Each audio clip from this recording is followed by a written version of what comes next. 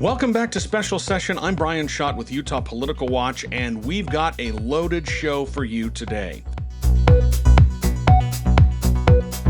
We're digging into the eye-popping $6.1 million price tag for the Democratic primary in Utah's new 1st Congressional District and what it tells us about how much money matters in politics.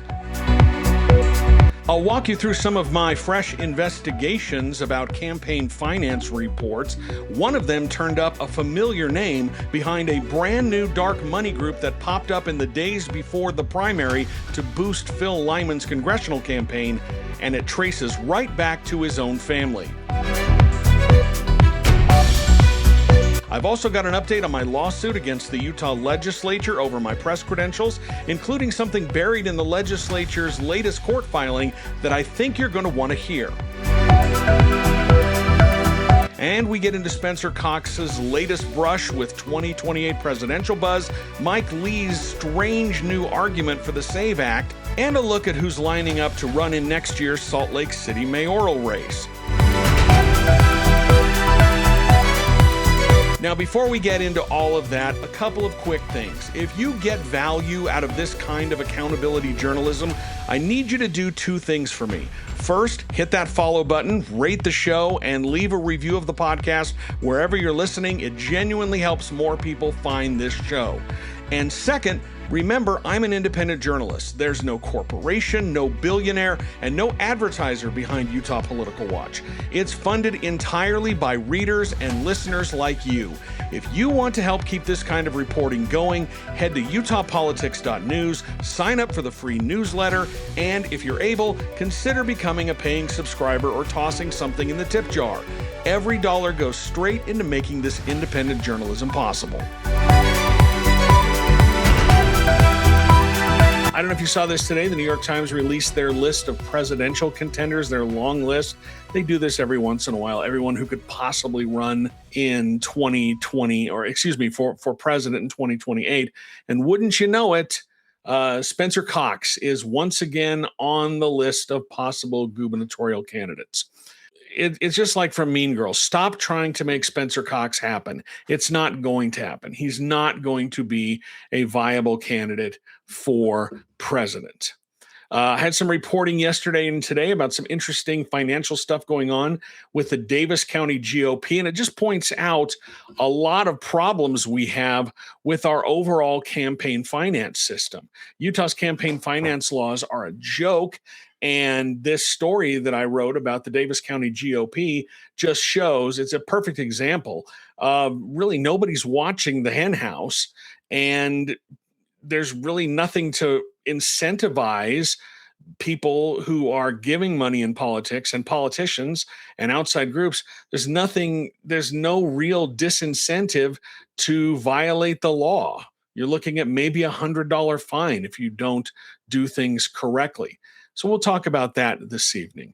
I'll give you a little bit of an update on my lawsuit against the Utah Legislature. The legislature has asked for the full 10th Circuit to rehear my appeal. If you remember, a couple of weeks ago, the 10th Circuit ruled in my favor, at least in two arguments of my appeal. And if you read the legislature's argument about that ruling, it pretty much sounds like they are setting the stage to completely get rid of press passes, freeze the press out, and then blame me for it. So we'll talk about that. Maybe we'll get into this tonight. Some of the lunatics who support Phil Lyman, specifically Sophie Anderson, who I know is probably watching tonight, or someone involved with her, they're once again dredging up something that happened 4 years ago and trying to trying to insinuate that I was colluding with Lieutenant Governor Deidre Henderson when it was a normal reporter and politician relationship. They got a hold of some text messages between the two of us. She still doesn't have it right. There were some names redacted in those text messages, and I think it's so funny because she thinks that some of the names, or she thinks that the names that have been blacked out, she thinks they're certain names, and she couldn't be more wrong. Anyway, she's stupid and a lunatic. We might talk about that tonight. Senator Mike Lee, thinks that he is cooking with the whole Olive Garden. You know, you have to show ID to get a never-ending pasta at Olive Garden, but you don't have to show ID to vote. He thinks he's got something there. Unfortunately, the Republicans in the Senate aren't going to vote for the SAVE Act. They're just not going to do it. They don't want to pass it. So we can talk about that. Spencer Cox has changed his mind on fireworks, saying that the drought conditions are getting a little bit better. So he's easing some of those restrictions, but Salt Lake County says they're still going to ban fireworks ahead of Pioneer Day. So that's all this. There's a number of things that we can talk about tonight on the show.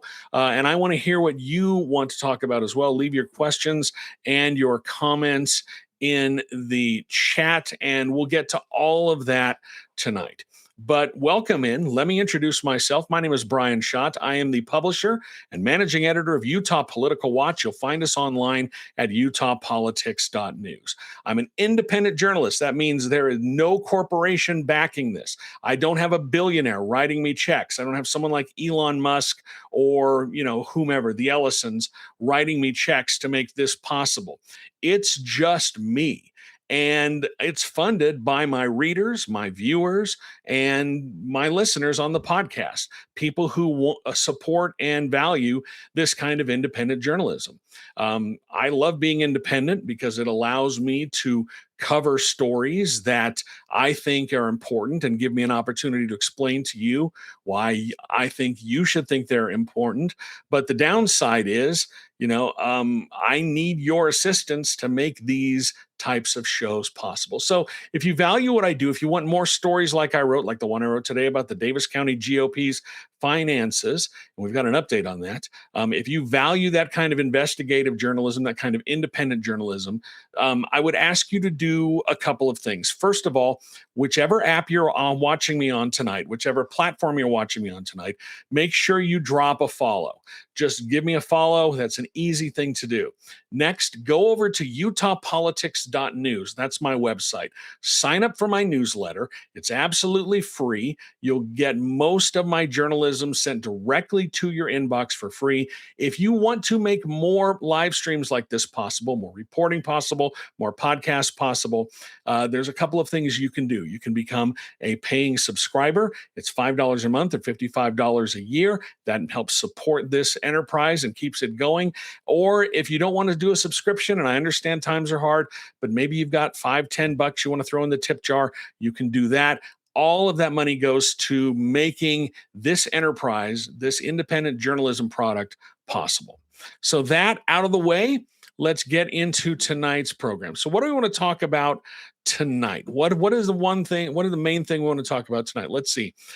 We've got some comments already. Narcoleptic. Let's see if I can put this up here. Narcoleptic Mama on YouTube says Utah doesn't even like him. Broadly speaking, Governor Cox wouldn't do very well even in his own state. Yeah, that's from the New York Times article. Their headline on that is "Who Might Run for President in 2028? The Very Long List." And Spencer Cox shows up in the Republican governor list. And let me see if I can pull this off here. Okay. So Spencer Cox shows up in the list of Republican governors. You've got Texas Governor Greg Abbott, Florida Governor Ron DeSantis, got Brian Kemp, Sarah Huckabee Sanders, and Glenn Youngkin as the 6 Republican governors who they think could run for president. And what they say about Spencer Cox is Spencer Cox of Utah always manages to find his way into national news cycles by presenting a less hardline version of conservative politics. That's a nice way of saying he represents a Republican Party that no longer exists. I do not see a universe in which Spencer Cox is the leading candidate to become the nominee of the Republican Party for president. There is no Republican primary voter outside of Utah who has said to themselves, you know who would make a good president? Spencer Cox of Utah. None of them have said that. He got a blip or a surge of good PR in the wake of the Charlie Kirk shooting when he blamed social media, and he's got a point about how social media has really changed our society, coarsened a lot of our discourse, and led to led to a lot of really bad outcomes for our society. He's absolutely right there. But he got a surge of popularity. You could see that a number of the networks were trying to make Spencer Cox a thing. It didn't take. Then Politico had a story in which their columnist said that Spencer Cox should run for president as a sacrificial lamb. He should run for president on this whole social media platform, knowing that he's going to lose, but throw himself into the mix in order to bring this issue up. That's a pretty expensive thing to do. And I don't know if Spencer Cox has the fundraising to do that. He's taken advantage of Utah's extremely lax fundraising laws. But when you're running for president, it's a completely different story. And I don't know if there's the fundraising backing for him to run what he would know would be a losing campaign, because he's not going to win. He's got his book coming out. He's been he goes into the more intellectual areas. He's interviewed on the Atlantic, and I know he's got an interview with the Wall Street Journal this week. I can't wait to see what that's about. Every time he's talking to someone from the national media, they make sure to put that in their public calendar. He wants everyone to know that the national media is talking to Spencer Cox. But again, I just don't see a world in which he becomes the nominee of the Republican Party for president. Narcoleptic Mama says, yeah, he may have done well before the whole data center nonsense, but his true colors have shown. There's been a lot of great reporting out there, but just about how mad American voters are over data centers. And it looks like President Stuart Adams is probably the first, but I doubt he'll be the last politician to be shown the door by voters because they're angry about data centers. That was one of the most catastrophic political blunders I've ever seen in the state. Stuart Adams believed that he was, that he knew what was best for voters, and he had been running things so, I guess, monarchically for so long. He was unchallenged by anyone that he thought he could do whatever. But he ran into reality when voters were saying, we don't like this, and they showed him the door, and now he is out of the legislature, which is still a shocking result, even more than a month after, or almost a month after the June primary election. And I don't think that he will be the last one to be shown the door. Brad on TikTok says, let it happen. Let Cox waste their money. Chris Hansen says Cox is not liked outside of Utah. I just don't think people know who he is. And I don't think he has the money to, run a campaign. It's expensive. It's a very expensive thing to run for president. And, are we all ready for Cox to spend a lot of time in Iowa? That's the thing you need to watch for. If he's thinking about running for president, and he swears he's not, but if he thinks he's running if he's thinking about running for president, watch for him to start spending some time in Iowa or New Hampshire. I'll believe it when I see it. So that's not the first thing I wanted to talk about tonight, but we already did, so I appreciate that. Matt Chappelle on Twitch says, I forgot Utah existed. A lot of people forget that Utah existed. Unfortunately, we have to live here. Sarah Marie on TikTok says, at a minimum, he doesn't look presidential. I will agree with that. I'll agree. He doesn't cut a presidential jib, but again, look at the source. I've really got no room to talk. I'm a schlub in a t-shirt, talking to y'all on the internet. So I don't really have a lot of room to talk about that. Let's see. I want to talk about I wrote this earlier. I wrote this last week, actually.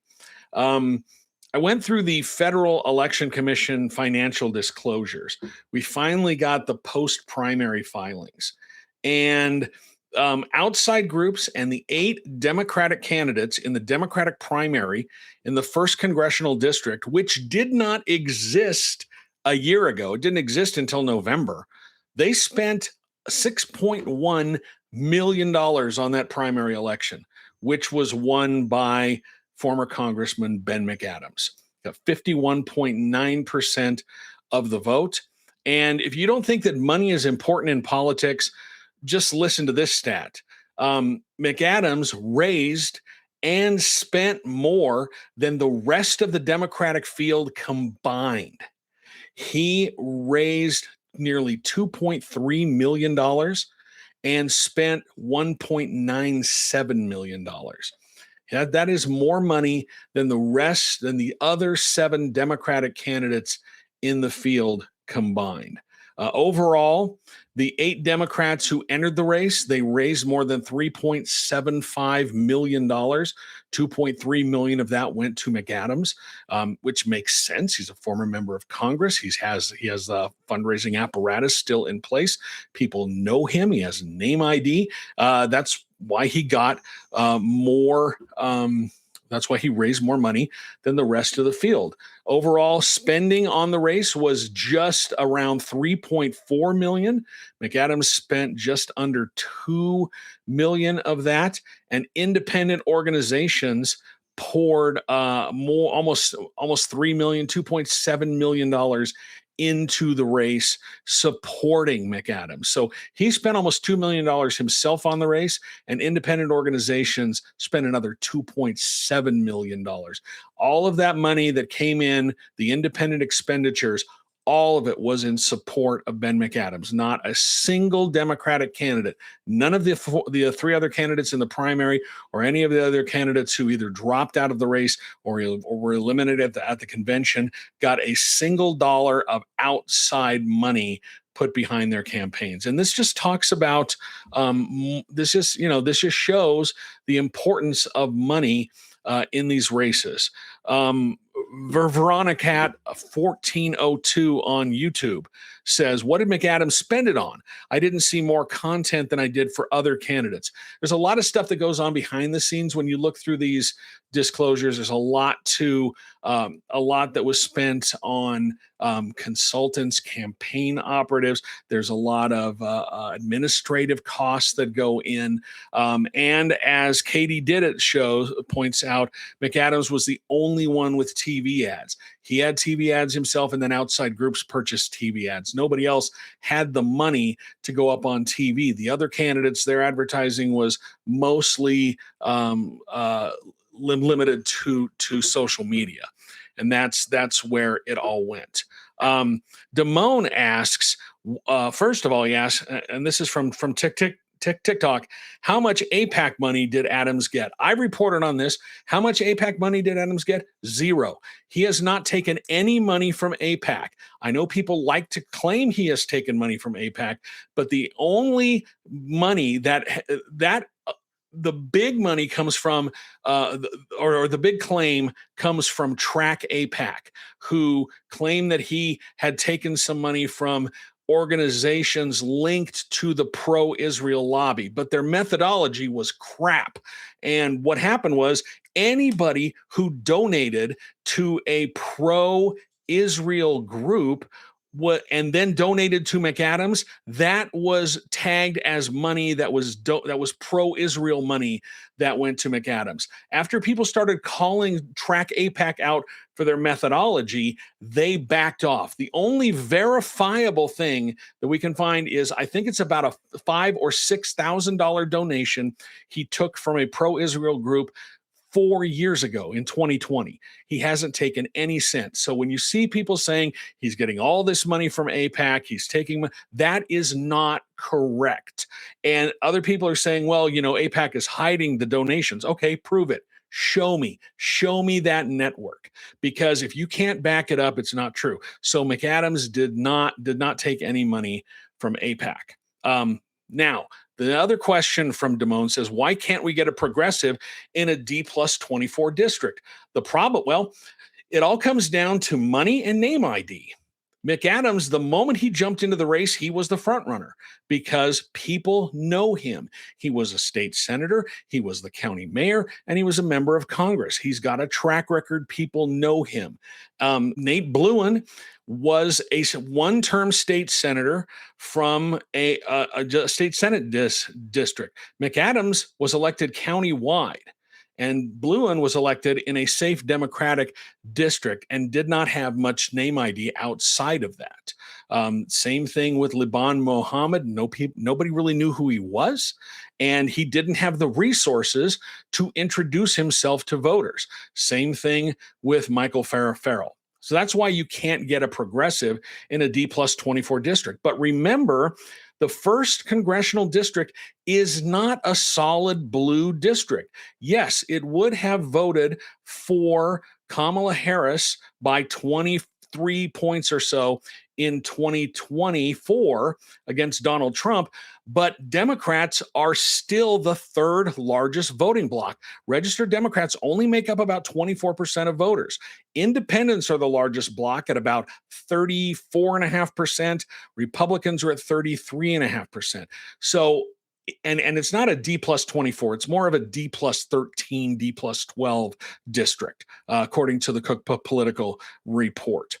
So it's not that Democratic. Sure, it's safe Democrat, but it's not a rock solid blue fortress for Democrats. So, and voters, you don't have a bunch of progressive voters living in this district. So that's why you couldn't get a progressive candidate.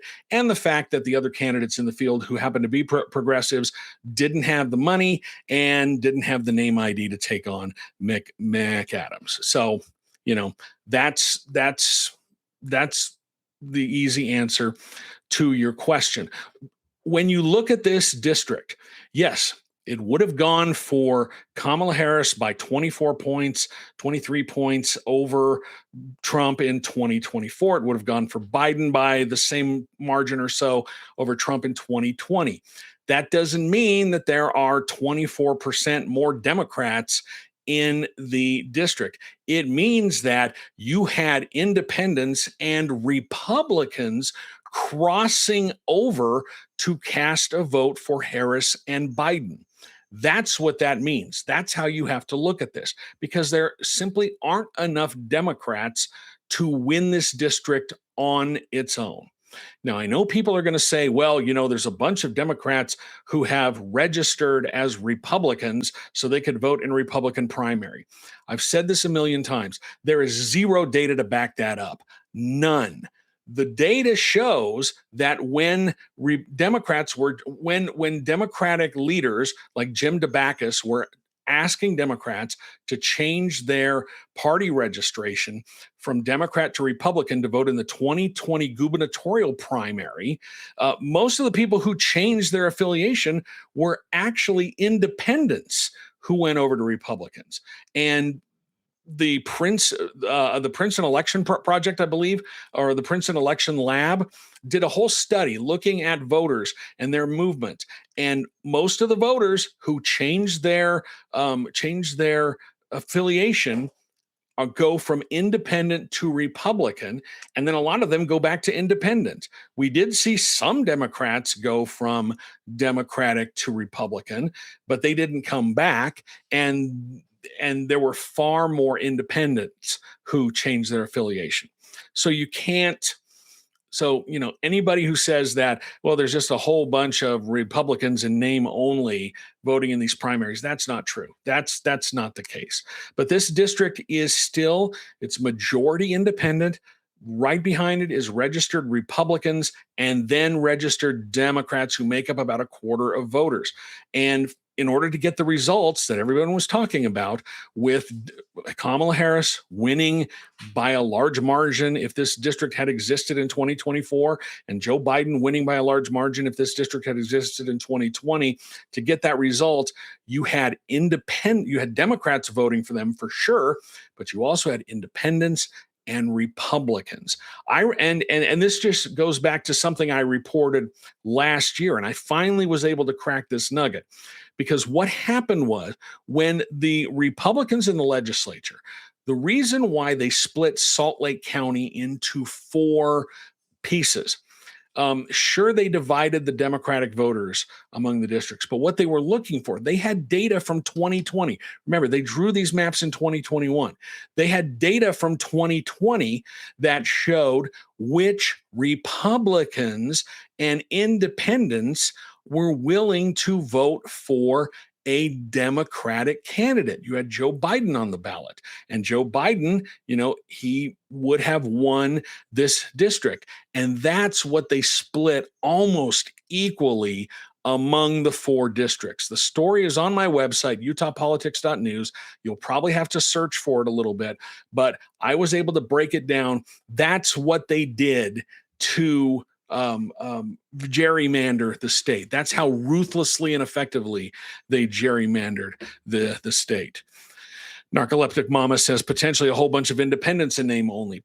Possibly. Let's see.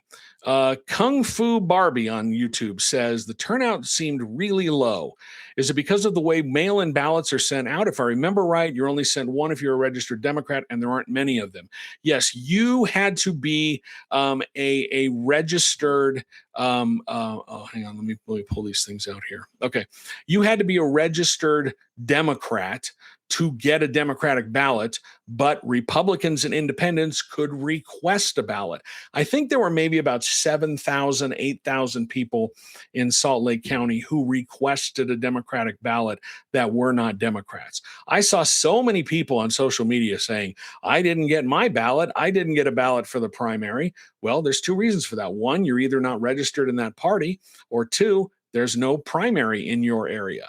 And those were the 2 questions that people needed to ask. Not everybody gets to vote in these primaries, even though the Democratic primary is open. So, but yeah, money makes politics go round. And if you don't believe it, just look at that primary. The other candidates never really had a chance. They didn't, because McAdams hoovered up all the fundraising and hoovered up all the support from outside groups, and none of that flowed down to the other candidates. I'm sure that we'll see Nate Bluin and Laban Mohammed and Michael Farrell run for things in the future, and I hope that we do. The more people running, the better.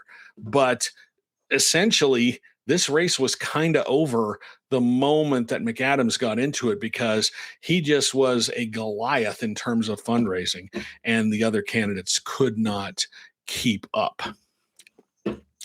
A couple of other notes from the congressional primaries. Blake Moore, as we know, cruised past Carrie-Ann Lisenby, winning by more than 13 points. Lisenby, again, was just massively outmatched financially. From the day she entered the race on March 10th, and from that day until the primary, Blake Moore raised 3 times as much money as she did. He raised, just from that time, he raised $545,000 to her $176,000, and he spent nearly 5 times as much, $776,000 to about $161,000. So, again, people were saying that she had a chance.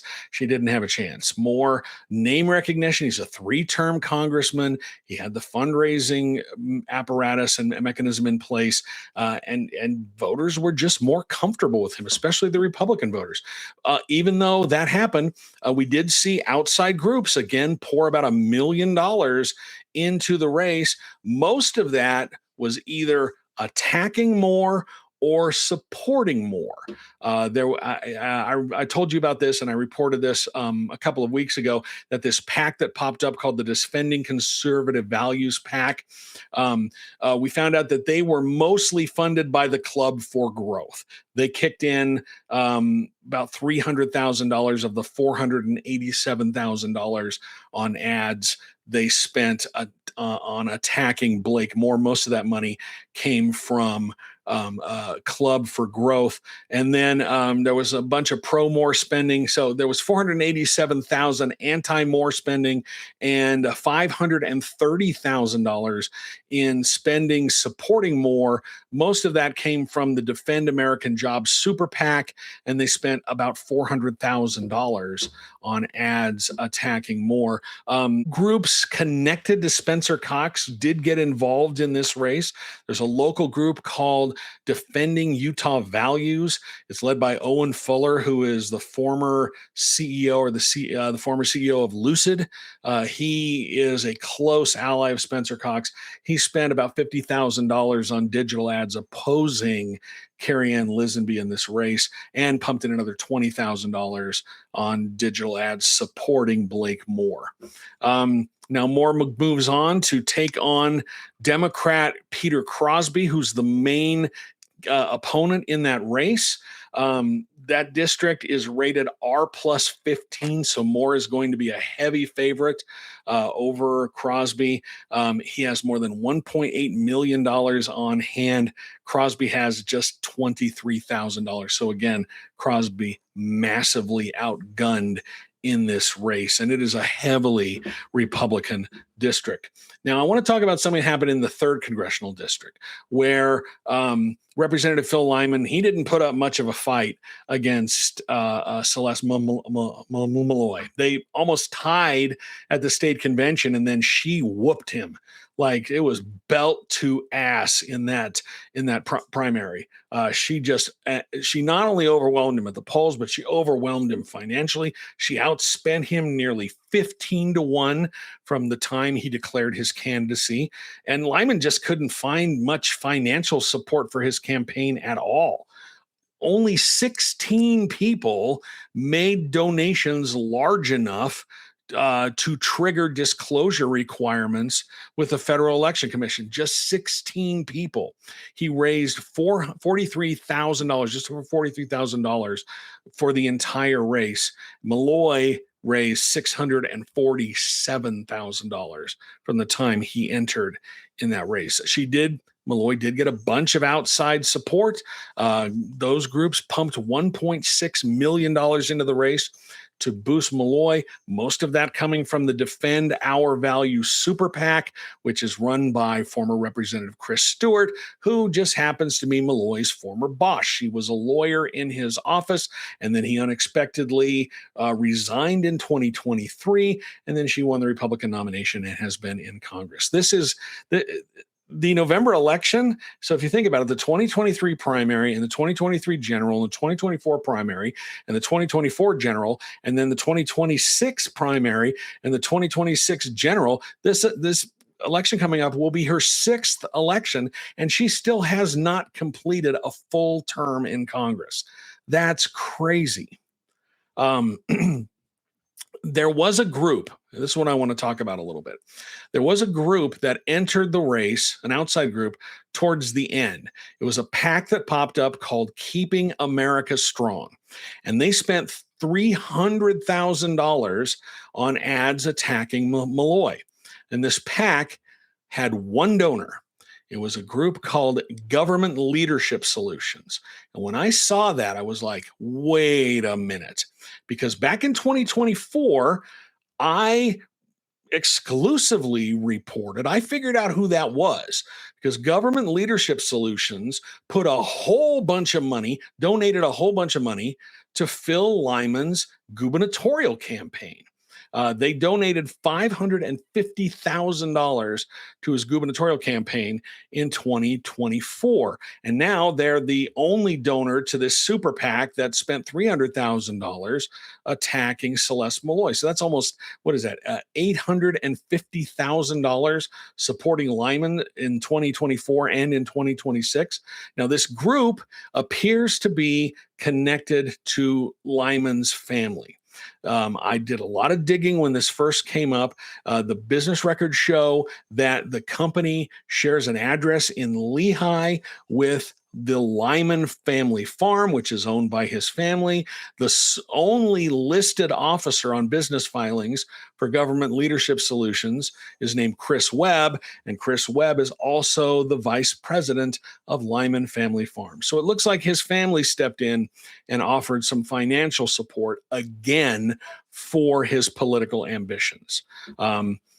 Sometimes when that stuff happens, you just see it pop up, and then you're lucky that you have me, who has a mind like a steel trap and remembers all this crap. My wife constantly says, "How do you remember that stuff?"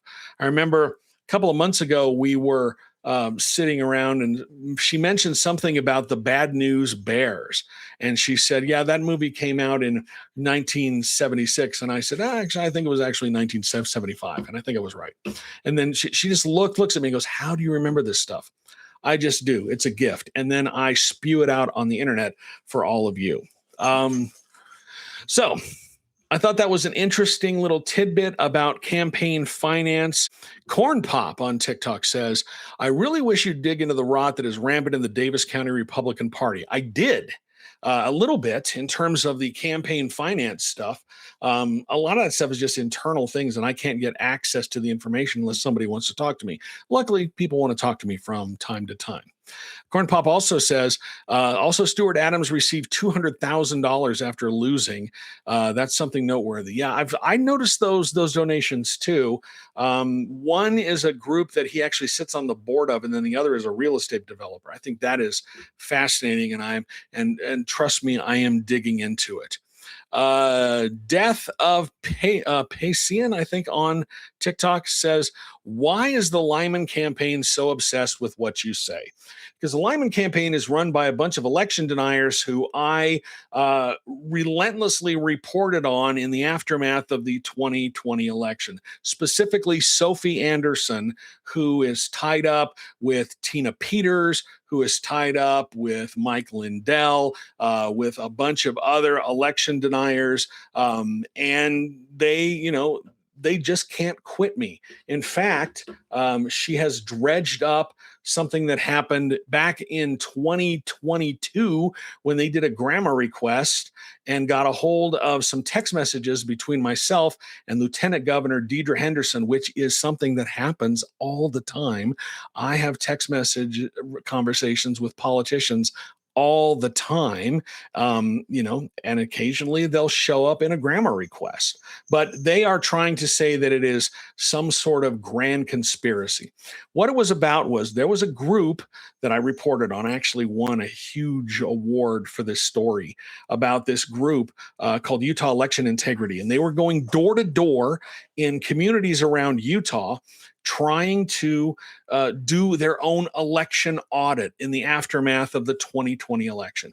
They were trying to figure out, they were trying to find phantom voters, fraudulent voters, and they were going door to door. And what she had mentioned to me, because I had reached out to her about some of the stuff that I was finding with this group, and she mentioned in a text message that they had actually caught the attention of the feds. The FBI had actually been alerted. So people were calling law enforcement because these people were going door to door and asking them whether they vote or how they voted.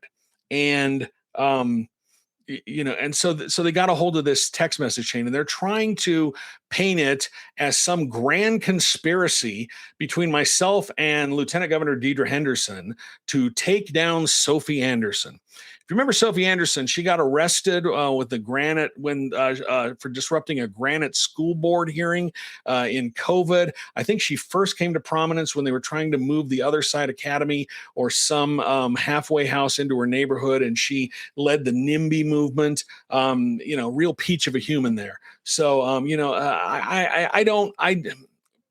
unfortunately, my reporting painted her in a bad light. And that's part of the reason why they are so obsessed with what I say, because I speak the truth. They know I speak the truth, and they want to try and discredit me. So that's enough time on Sophie Anderson. And I know that they're watching. Michael Clara, who's part of that crowd, they love to watch this live stream and then clip it and then take stuff out of context and make long videos that nobody watches in order to make their point. So hi, Michael, and your stuff is crap. Okay. And Sophie Anderson, you wish that you could see the things that are redacted in those text messages that you have posted online. You wish that you could see the names. I'm never going to show them to you. Never. They're still on my phone. I'm never going to show them to you. Never, ever, ever. And the names that you've got listed on there, not even close. You're not even close. But keep telling yourself that. Let's talk about some other stuff that's happening here. Let's talk about more campaign finance stuff. And someone brought this up in the chat. So we'll talk about the Davis County Republican Party. Now, I started out with a story about how the Davis County surveyor, whose name is Max Elliott, is retiring in September. I believe that he's in his 90s. He has been elected to that office 8 times. He is an 8-term county surveyor, and he's retiring. Now, why the county surveyor is an elected office, I couldn't tell you, but it is. And so he's retiring. And so since he's a Republican, that means that the Davis County Republican Party gets to choose a replacement. Now, not anybody can become the county surveyor. Like Trevor Lee could not try to become the county surveyor because he's going to be looking for a job come January. There are some very specific requirements to become a county surveyor.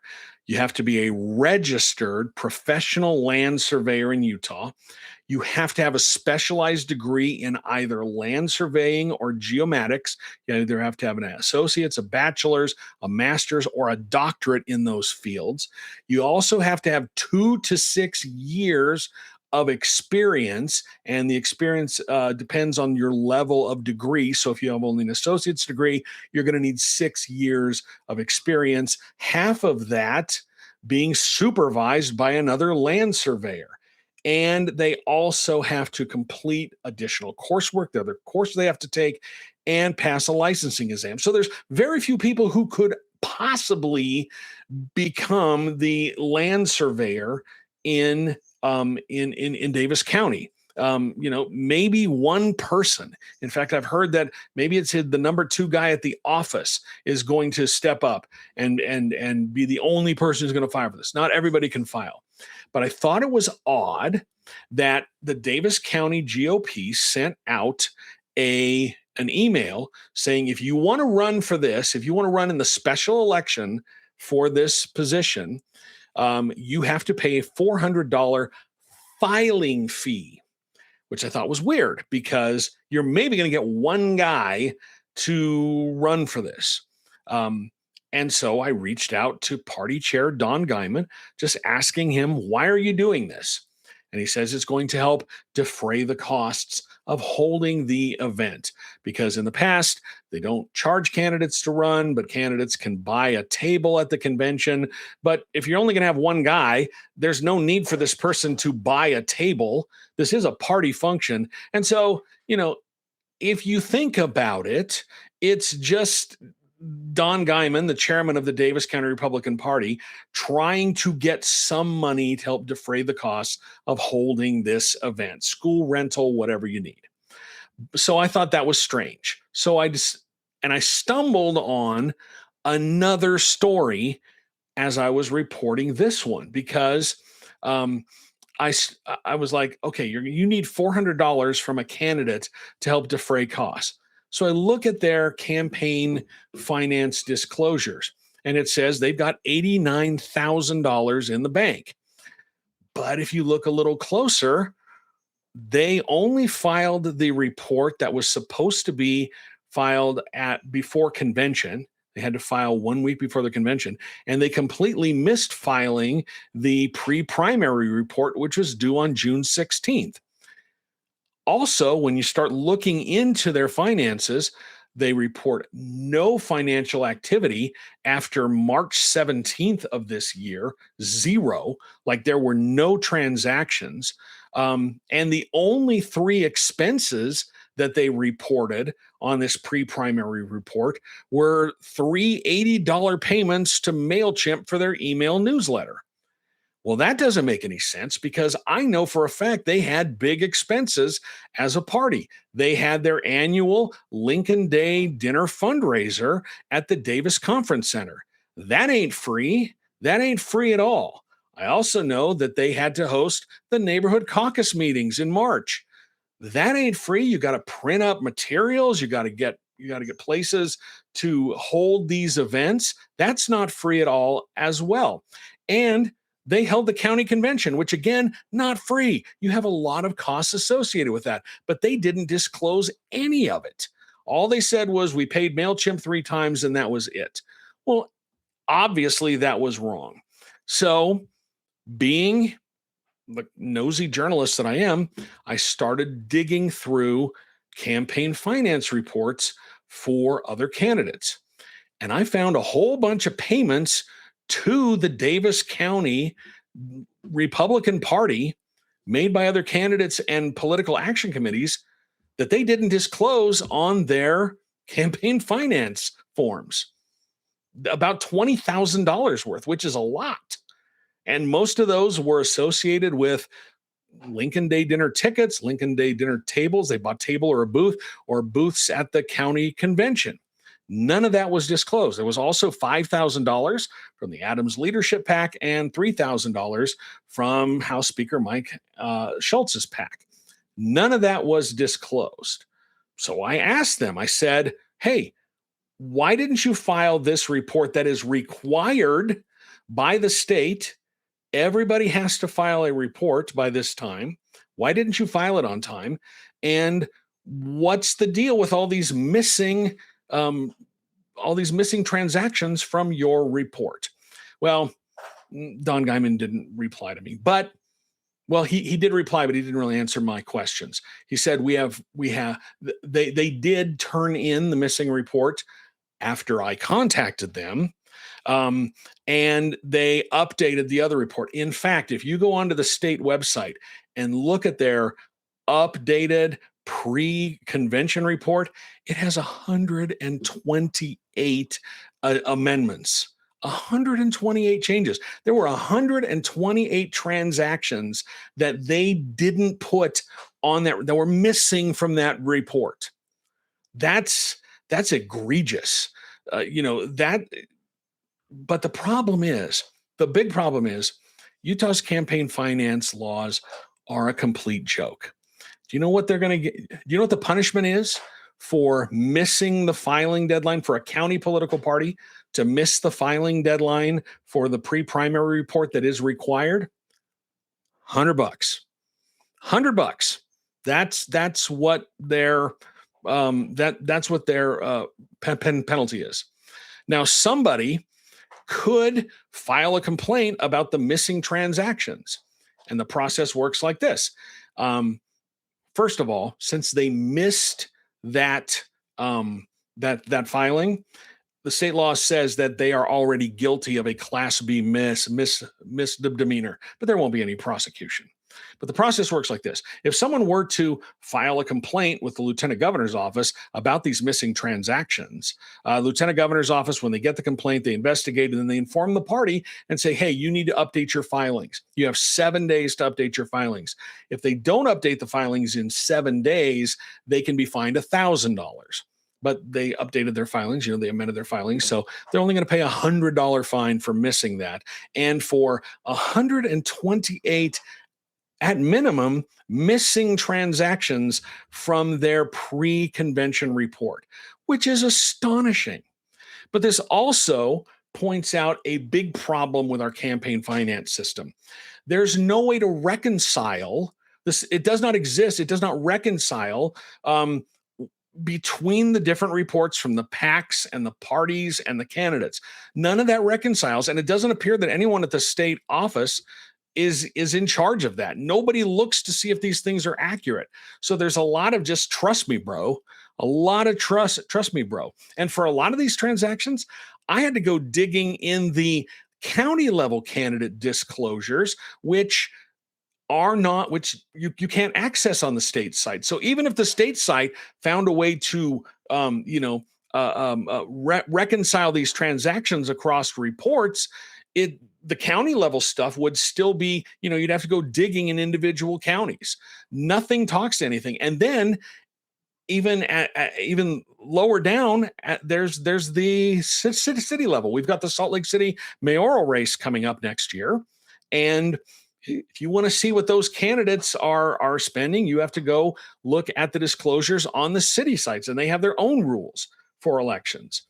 So Utah's campaign finance laws, they not only are they a joke in terms of there's no limits on what anybody can donate to a candidate, and there's very few limits on what a candidate can spend things on, but there's no enforcement mechanism behind, to enforce the meager laws that we already have. It is insane. For instance, their speaker at their Lincoln Day dinner this year was, and I'm going to say this in quotes, historian Larry Schweikert, who is a favorite of the homeschool crowd. Okay, that's all you need to know about Larry Schweikert. Well, he was the speaker. Did they pay him a speaker's fee? Did they pay for his hotel? Did they pay for his flight in?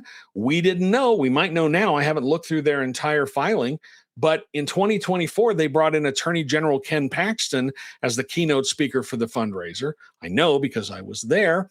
And they reported that they paid $1,900 and $1,950 for his airfare and another $291 for his hotel. But they didn't disclose that. And it's absolutely ridiculous that the only price that they're going to pay is a $100 fine from the lieutenant governor's office. Narcoleptic Mama says this is ridiculous. Yeah, it is. It is ridiculous. It's insane, but the only people who can change this at the state level are the legislature. And why would they change a system that seems to be working out pretty well for them? Why would they change that system?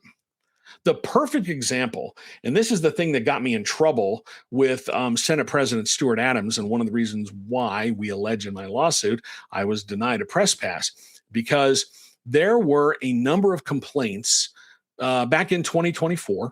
People complained about his campaign finance reports for him and his PAC, because state law says you cannot just report a credit card payment. You cannot just say I paid to American Express.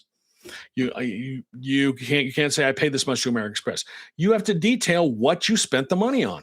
But for years, for hundreds of thousands of dollars of spending, Adams was only putting American Express on his campaign finance reports. And he doesn't really have a defense as to why he was doing this. He knew this was the law because he voted on it when it came through the legislature. He was one of the people who voted on that.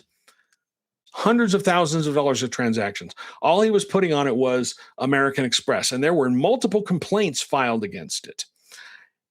But they let him off the hook, even though they said he was wrong. And the reason why is because he got conflicting messages from the lieutenant governor's office. He was told, yes, you're doing this wrong. And then inexplicably, somebody said to him, no, you can do it the way that you're doing it. And then again, the lieutenant governor's office said, no, you have to list every single expenditure, the ultimate payee. So twice he was told, you're doing it wrong. You have to list the ultimate payee. One time he was told, no, you're just fine. You can just put American Express. And that's the one that he chose to listen to. And then after an investigation, lieutenant governor's office basically said, you were breaking the law. Mind you, he was violating the law. This was a legal violation. It's in state law, and he was violating it. They said, you are violating the law, but we're just going to basically wag our finger at you and not issue any sanctions. When they said that, I said, are you going to go back and fix these campaign finance reports? He hasn't, and he's not going to. Because there's no enforcement mechanism for this. Sarah Marie says, and then he decided he needs the LG's office space at the Capitol. Yeah, they LG's office space and the state auditor space as well. Narcoleptic Mama says the only reason anyone found out about Davis County stuff was you. They could have just kept going. That's the thing. My reporting shamed them into reporting it correctly. Otherwise, these things wouldn't have been going, and they would have just gotten a letter from the lieutenant governor's office saying, "Hey, you didn't file your report. You have 7 days to file the report, and you're going to get fined $100. $100 is nothing. When you have as much money flowing through politics, it's crazy that's all that we are. It's crazy that's the only punishment people have. But money is like Chase Thomas of Alliance for a Better Utah told me in my story. Utah's campaign finance laws are the wild, wild west. There's almost anything goes. And unless somebody's really watching, nobody's going to tell you that you're doing things wrong. Okay. I want to talk about this really quick, and then we can talk about Aaron Mendenhall. Couple of stories there. But I want to talk about this. If you've seen Senator Mike Lee and the other Republicans talking about the whole, their latest bit about the SAVE Act, the Save America Act, is that you have to show ID to get never-ending pasta at Olive Garden. Why can't you show ID to vote? Well, the problem is never-ending pasta is not a constitutional right. And people have to prove their citizenship when they register to vote. But, Mike Lee thinks he's got something here. He and his allies really think they did something here. But it's just the latest lame attempt to try and bully this thing into existence. And I've said before, the problem with the SAVE Act, sure, it requires proof of citizenship, but a driver's license isn't good enough. A driver's license is not good enough. It's your passport or your birth certificate. And the problem with that is if the name on your passport, say you get married and you take your husband's name, and then all of a sudden the name on your passport, the name on your government issued ID does not match the name on your birth certificate. Well, problem, and you might not be able to vote. It likely will disenfranchise you. Senator Mike Lee poo-poos that, says that's not what's going to happen. That's exactly what's going to happen. He knows exactly what he's doing.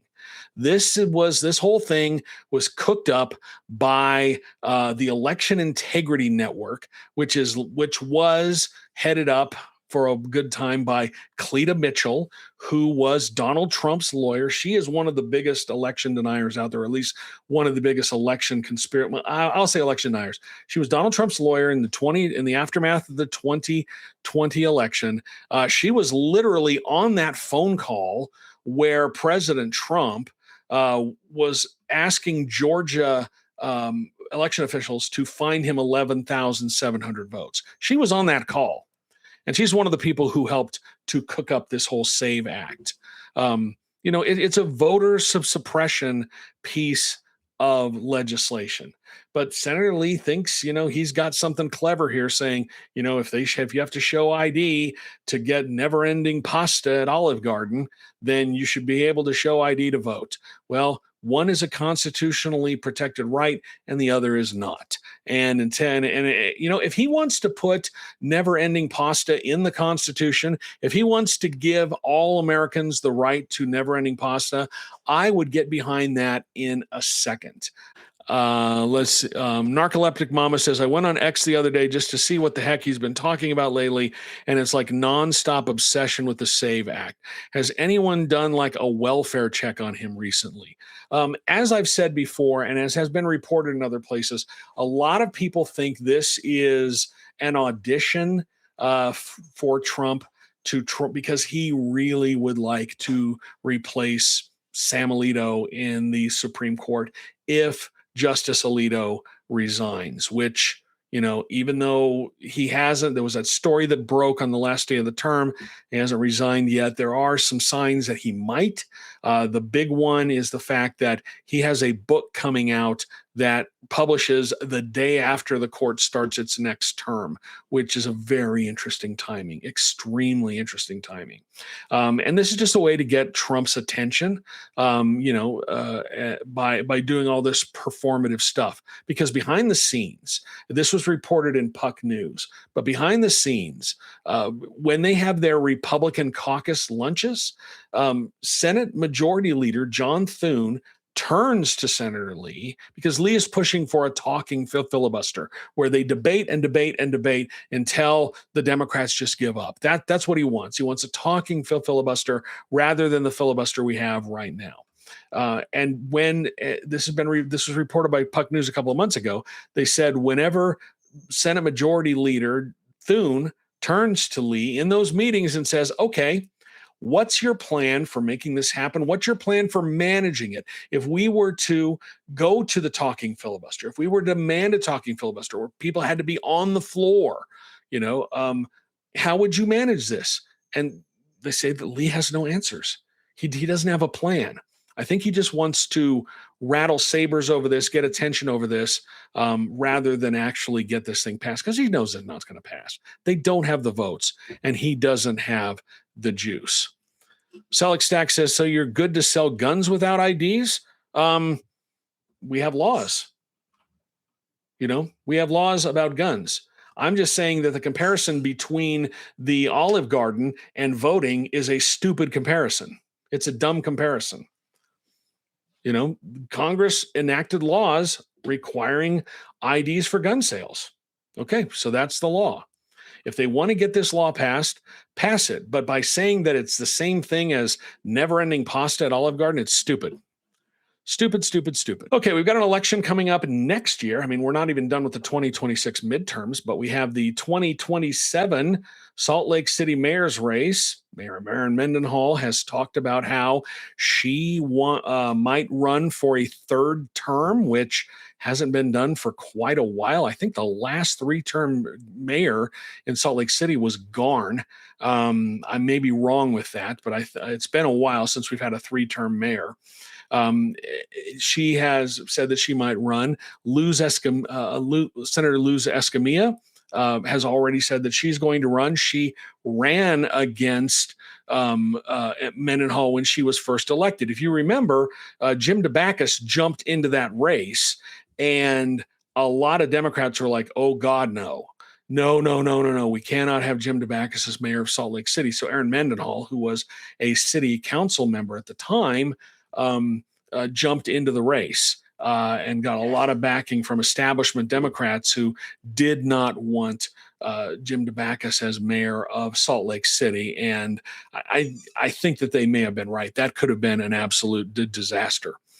So we've got possibly Mayor Mendenhall, and there was a story that came out this week that she and Kyle Lamalfa, her husband, are getting a divorce.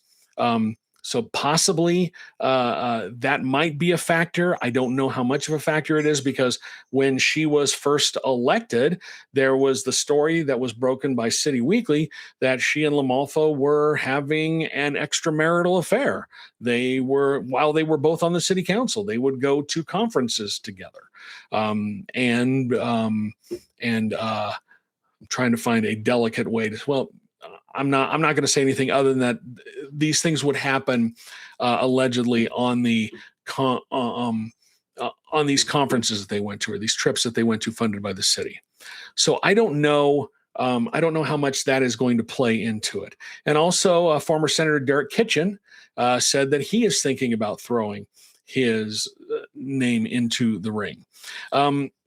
I wonder how many people will get in. I remember when Rocky Anderson was first elected, there were so many Democrats in that race. Rocky Anderson ended up winning. And this was one of those races. We've seen these happen more. We've seen this happen so many times, where somebody who gets in the race and everybody thinks they are the odds-on favorite to be the winner. and then a whole bunch of other people get in the race and things go wonky and somebody else gets elected. And that's what happened when Rocky Anderson was first elected. Dave Jones, who was the minority leader in the Utah House of Representatives, very, very popular, I always liked Dave Jones when he was in the House of Representatives. One of my favorite politicians to talk to, just a very, very smart man. I also came to appreciate Rocky Anderson in time as well. But Dave Jones got into that race, and then a whole bunch of other people. And that just created enough. The race is officially nonpartisan, but that created enough of an opening for Rocky Anderson to win. In fact, I do know, and I got the Utah Democratic Party to admit it to me at the time. They actually tried to get a couple of the Democratic candidates to drop out of the race to keep Anderson from becoming the mayor of Salt Lake City, because it looked like he was going to win, or he was going to go into I think he went into a runoff against Dave Jones, or he may have won outright. Anyway, Anderson defeated Jones when Jones was the odds-on favorite. We've seen that happen before. If you remember, when the 4th Congressional District first came into being, that district, everyone thought it was specifically written for Carl Wimmer, who was in the House of Representatives and who ended up winning the Republican nomination that year, Mia Love, but Jim Matheson, the Democrat, ended up winning it. So that's the sort of thing that happens. Mayoral races are mercurial and they're really hard to predict. But I'm going to be fascinated to see how this plays out, especially with, Mendenhall's done a pretty good job, but the albatross around her neck has been the homeless issue. And I don't know if you're going to see, I know Dave Ibarra, who has run for mayor previously, homelessness is one of his big issues. I don't know if he tries to get into this race. You will see more people than at least test the waters than the people who are currently thinking about it. Right now, we know of Mendenhall, Luz Escamilla, the state senator Luz Escamilla, and former state senator Derek Kitchen are the people who are thinking about it. I think Escamilla is already in. She did run, I remember, 7 years ago, when and Mendenhall defeated her. I remember from that election, it was really interesting. I was watching the results come in. The Salt Lake County used to be able to show you where the results would come in on a map. Now you can look at it precinct by precinct, but you can't really see it on a map. They show it on a map. And the thing that really did Escamilla in that race is the west side of Salt Lake City just did not come out to vote for her. And she really needed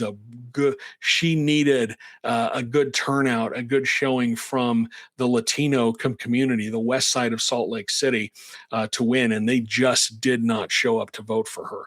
Maybe this time will be different.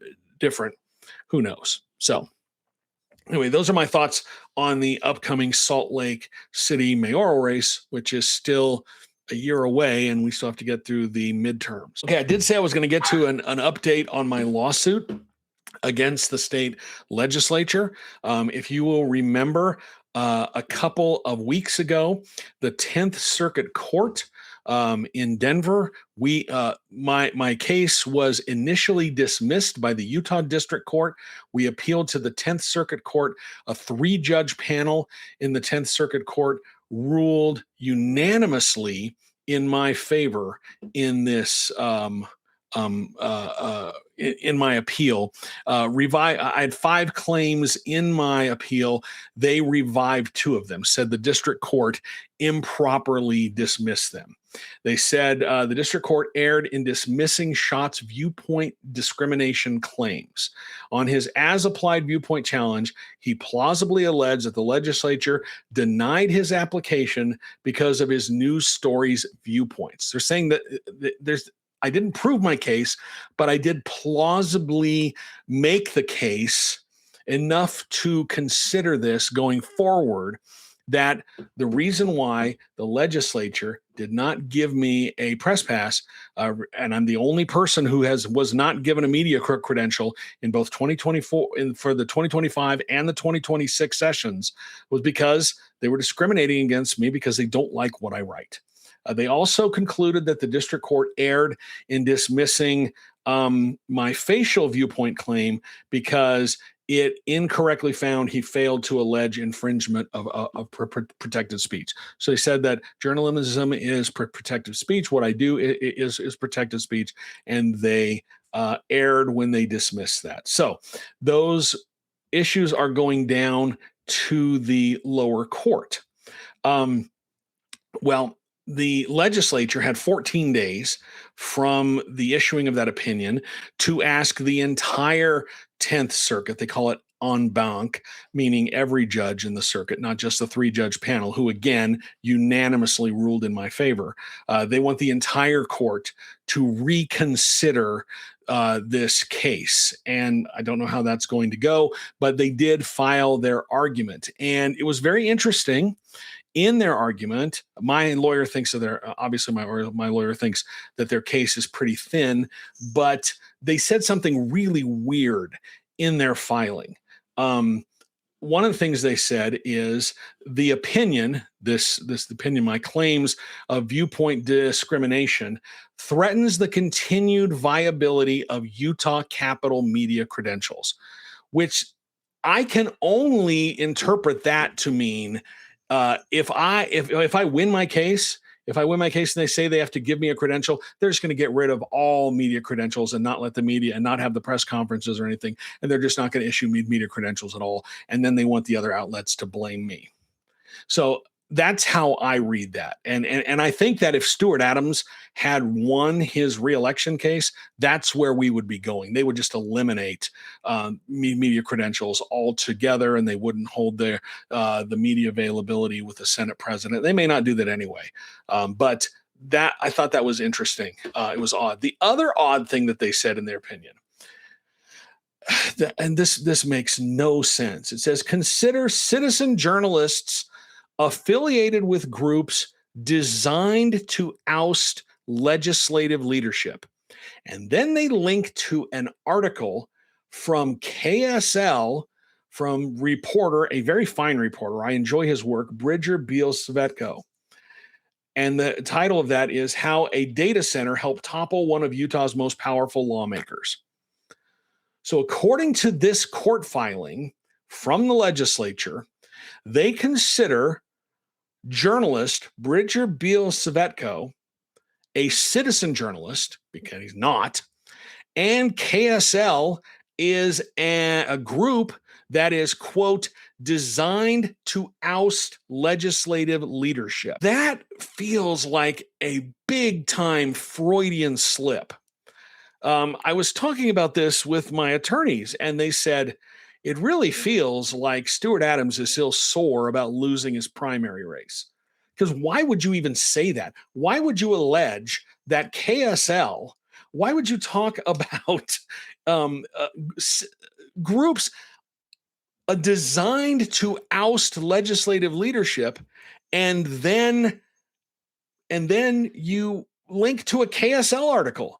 That makes no sense. No sense at all. I read that and I was like, wait a minute. And it feels like they linked to the wrong article, but maybe not. It's so weird. So anyway, we have to file our reply by the 27th. That is our deadline for doing that. My lawyer says he plans to do that sooner rather than later. And then we just have to wait for the 10th Circuit Court. If they agree to rehear it, then we go and argue again. Or they consider everything again. If they don't agree to rehear it, then we go back down to the district court, and my two claims of viewpoint discrimination, now we have to start litigating that. And, you know, as I've said before, I've already sat for a sworn deposition in this. The legislative staffers have already sat for a sworn deposition in this. And, you know, so it's entirely possible that this could go to trial. I don't know how far the legislature wants to take this. It's entirely possible it could go to trial, but you know, if it goes to trial, there's a discovery phase. And that means that the legislature, legislative leaders, legislative staffers, they'll have to turn over emails to me, a journalist. I'll get to see this stuff.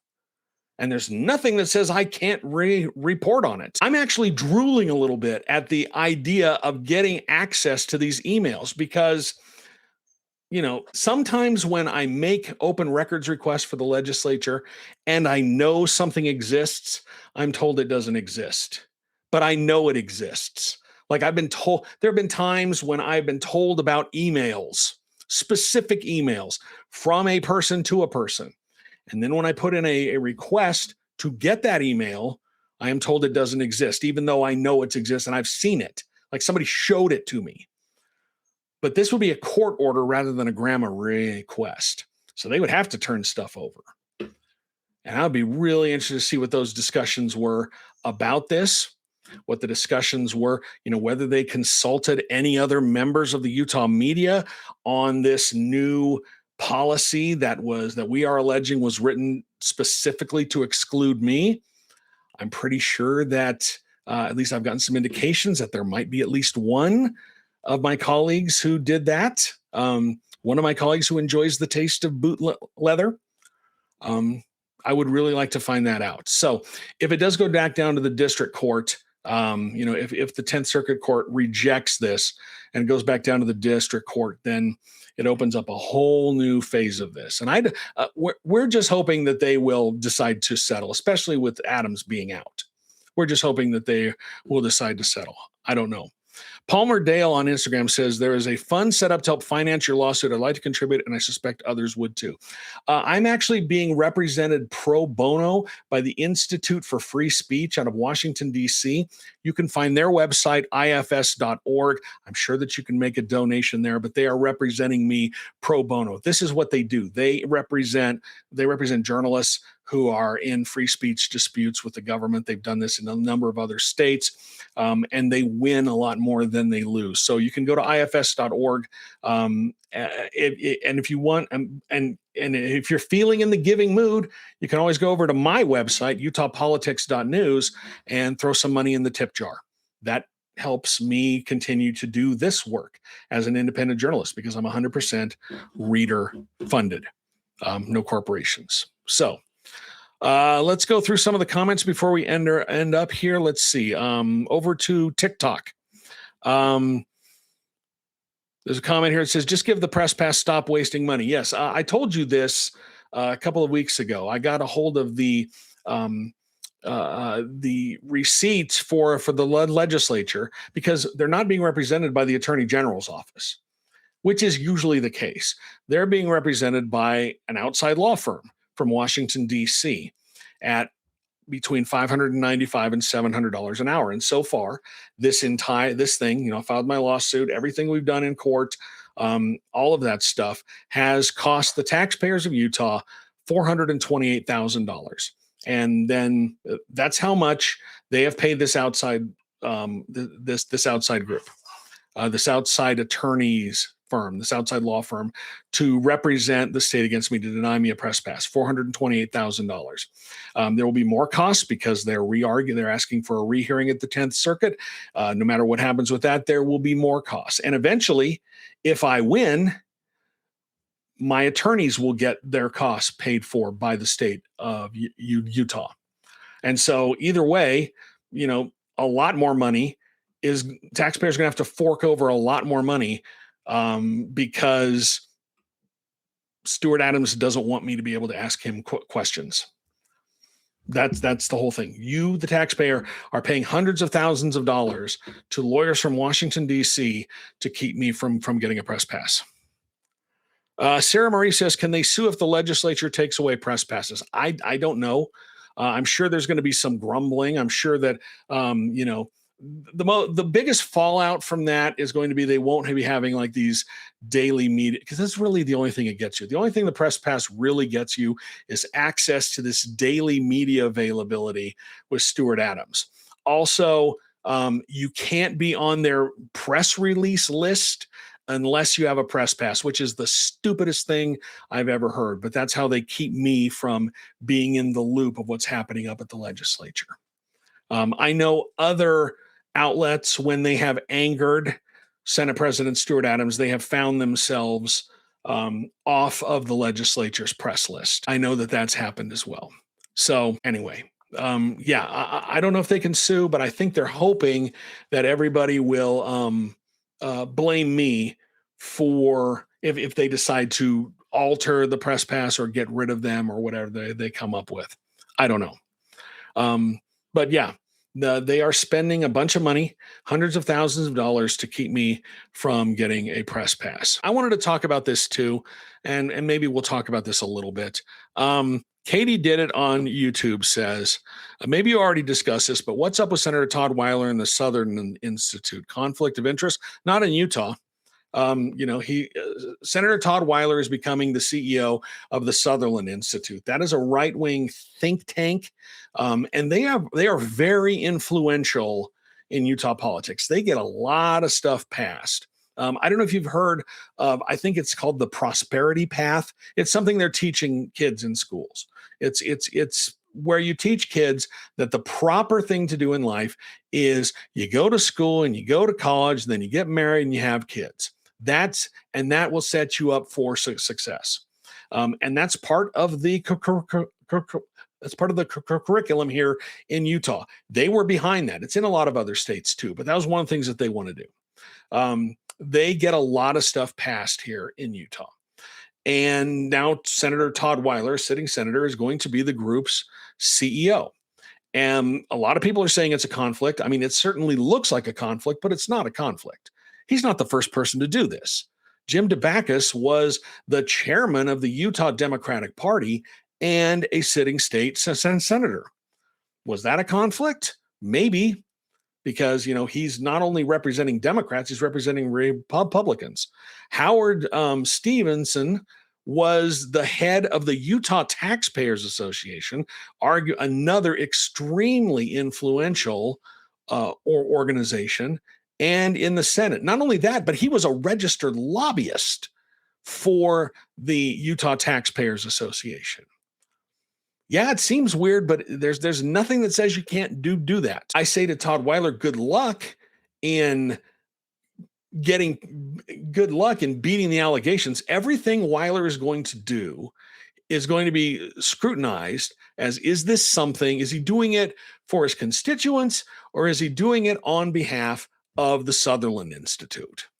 And that's a legitimate question to ask for every single one of these. But it's not a conflict. It's happened many times before. But I think Weiler, good luck to him on anything he proposes, anything he argues. He's opening himself up to these allegations that say, the easy question is, are you doing this on behalf of your constituents, or are you doing this on behalf of your employer, the Sutherland Institute? But this is a common thing that happens. Zions Bank, they hire a lot of sitting legislators to work, I think, in their community outreach department, but they have a lot of people they have in the past, and I think that they still do have quite a bit, hire a number of members of the legislature. Other companies do the same thing. There was one lawmaker a number of years ago who worked for a big company here in Utah.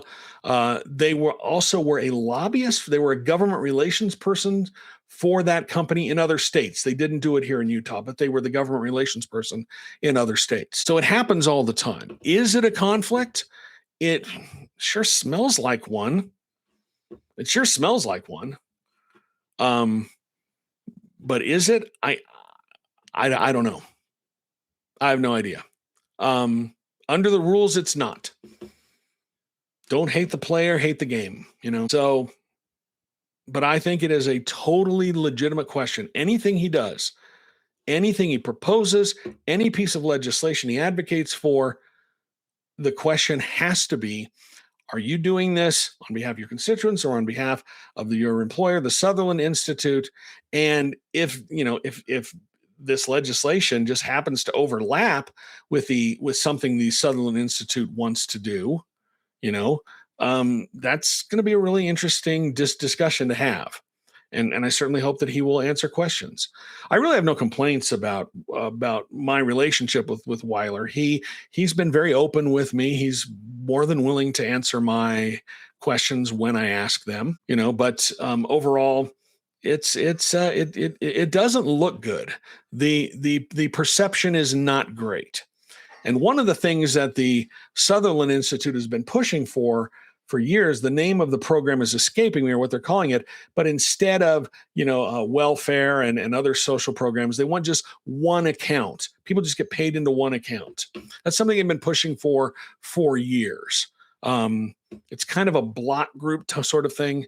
And there's a lot of problems with that approach, but it's something that they've been pushing for years. And I'll be interested to watch to see if that is something that Weiler pushes for, Weiler gets on board with. I doubt he would actually sponsor that bill. I think that someone else would do that. One last thing. Katie did it says, so was Trevor Lee's bargain with his employer legal or just corrupt? Well, it's being investigated by the AG's office. And I think the issue there is that at least what the former employer alleges is that Trevor was trying to use his legislative seat to enrich himself, which you cannot do. That is illegal. So that I think is the difference there. So anyway, that's going to do it for tonight. Let me ask you to do a couple of things before we go. One, give me a follow on whatever platform you are watching this on tonight. YouTube, Twitch, Facebook, TikTok, Instagram. Just hit that follow button, like and follow. That helps. Every little bit of that helps. Then go to my website, utahpolitics.news. Sign up for my newsletter. It's free.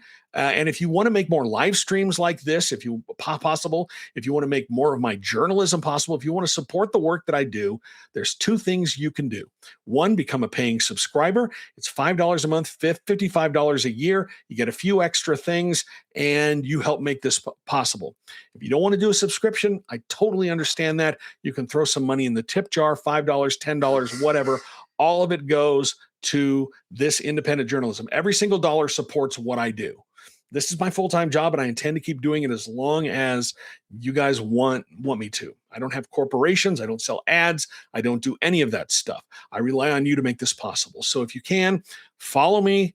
Go to my website, utahpolitics.news. Click all the buttons there, and you'll make more of this possible.